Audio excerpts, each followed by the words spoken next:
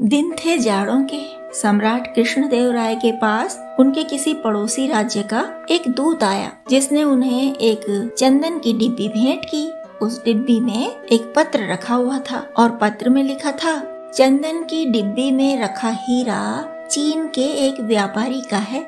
मैं इसे खरीदना चाहता हूँ, पर मेरे राज्य में ऐसा कोई जौहरी नहीं है जो इसकी अच्छी तरह से जांच परख कर सके और इसका मूल्य आंक सके। आपके दरबार में हीरों के बहुत सारे पारखी हैं, तो कृपा करके इस हीरे की परख करवा कर इसके मूल्य का आकलन करके बता दें। सम्राट कृष्णदेव राय स्वयं हीरों के शौकीन थे। उन्होंने डिब्बी खोली तो चौंधी आ गए। डिब्बी में एक बड़े से आकार का बहुत ही खूबसूरत हीरा जगमग जगमग कर रहा था। महाराज ने ऐसा बड़ा हीरा जीवन में पहले कभी देखा ही नहीं था। उन्होंने दूत को भेज दिया अतिथिशाला में और बुलवा लिया राज्य के जौहरियों को। फिर उनको वो हीरा दिखाया और उसका मूल्य पूछा। जौहरी भी हैरान रह गए, इतना बड़ा हीरा। देर रात तक वे लोग जांच परख करते रहे और फिर बोले, महाराज ये हीरा तो अनमोल है, इसके लिए 10 लाख स्वर्ण मुद्राएं भी अगर दे दी जाएं तो कम ही हैं। जौहरियों के उत्तर से कृष्णदेव राय संतुष्ट नहीं हुए।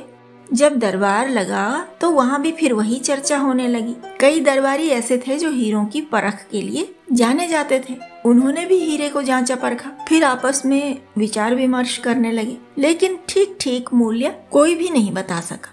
उन लोगों की यही राय थी कि स्वर्ण मुद्राओं में इस अलौकिक हीरे का मूल्य आंक ही नहीं सकते। अब सम्राट कृष्णदेव राय जो थे वो चिंता में पड़ गए कि भाई दूसरे राजा ने अगर हीरा उनके पास भेजा है तो दायित्व है इनका कि उसकी जांच करा के उसको सही सही बता दें। आखिर मित्र भाव से ही तो कोई ऐसा पूछता है, लेकिन यहाँ तो ठीक ठीक आकलन हो ही नहीं पा रहा था। दरबार में तेनालीराम को तो होना ही था।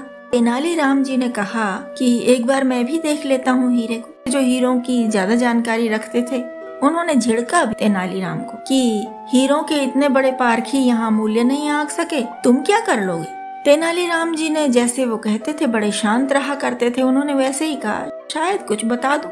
कृष्णदेव राय जी को तो उनकी बुद्धि पर पूरा पूरा भरोसा था ही। भले ही वो हीरों के पारखी न हो, लेकिन उनके पास उत्कृष्ट बुद्धि तो थी, इतना तो कृष्णदेव राय जी जानते ही थे। उन्होंने हीरा तेनालीराम जी को दे दिया। तेनालीराम ने उसे हथेली पर रखा अपनी, थोड़ी देर तक देखते रहे।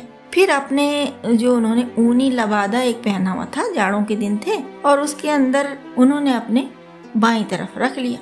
कृष्णदेव राय जी ने पूछा कि तुमने हीरा लबादे के अंदर क्यों रखा।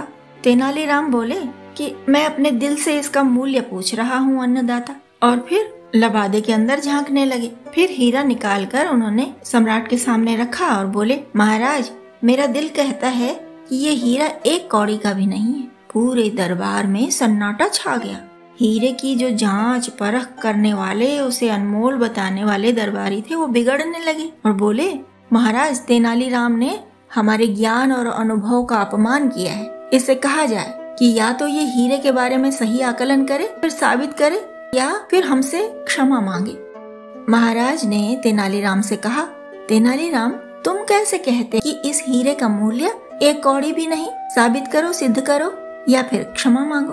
तेनालीराम सम्राट और दरबारियों को लेकर एक अंधेरे कक्ष में गया, उस हीरे को मेज पर रख दिया और बोला, कोई बता सकता है मैंने हीरे को कहाँ पर रखा है। सब चुप हो गए, किसी को भी मेज पर रखा हीरा दिखाई नहीं दिया। तो तेनालीराम जी बोले, हीरा मेज पर रखा है, लेकिन देखिए अंधेरे के कारण दिखाई नहीं दे रहा, क्या यह असली हीरा हो सकता है। तो सम्राट भी चकरा गए और दरबारी भी चकित रह गए। तेनालीराम जी ने फिर कहा, मैंने यह देखने के लिए इसे लबादे के अंदर अंधेरे में रखा कि उजाले में इतना चमकने वाला यह हीरा अंधेरे में कैसा चमकता है, देख लें। मगर ये लबादे के अंदर जाते ही साधारण पत्थर बन गया। क्या इसी को हीरा कहते हैं। हीरा तो अंधेरे में भी जगमगाता है। अब और कुछ कहने की आवश्यकता ही नहीं थी। दरबार में जाकर सम्राट कृष्णदेव राय ने तेनालीराम की सूझबूझ की बड़ी प्रशंसा की कि देखिए जो हम नहीं सोच पाए वो तेनालीराम ने सोच लिया। फिर पड़ोसी राजा के लिए पत्र लिखा जिसने हीरा भेजा था, और पत्र लिखकर उसी चंदन की डिब्बी में रख दिया। पत्र में उन्होंने लिखा था, ये जो आपने भेजा है ना, यह हीरा नहीं है, यह बस कांच का टुकड़ा है। इसे इतनी चतुराई के साथ तराशा गया है कि ये आवश्यकता से अधिक प्रकाश को परावर्तित कर सकता है। और इससे हीरे का भ्रम होता है, जबकि यह वास्तव में हीरा है ही नहीं।